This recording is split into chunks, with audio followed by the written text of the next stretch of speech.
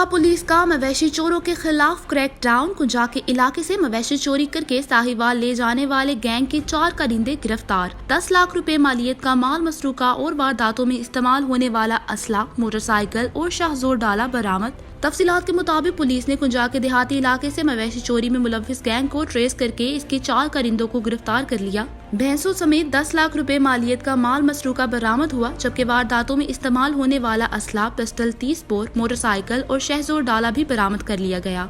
मुल्जिमान में मोहम्मद अयूब, मोहम्मद याकूब, मोहम्मद अरशद, मोहम्मद इमरान शामिल हैं, जिन्होंने दौरान इंटेरोगेशन इंकशाफ किया कि वो अपने दीगर रिश्तेदारों के हमरा मुख्तलिफ इलाकों में माल मवेशी वाले डेरों पर बतौर मुलाजिम काम करते थे और वहां पर इर्द गिर्द के डेरों से माल मवेशी चोरी करके शाहजोर डाला पर लाद कर साहिवाल ले जाते थे, जहां पर छोटे जानवरों को कसाईयों के पास जबकि भैंसों को मंडी में बेच देते थे।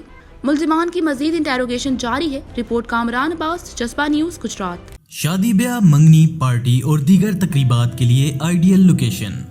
जिला गुजरात की सबसे पहली और बड़ी marquee, royals marriage hall and marquees. कुशादा, दीदा जेब और pillarless halls, fully air conditioned, आला फूड कैटरिंग, इंतहाई मुनासिब रेट्स।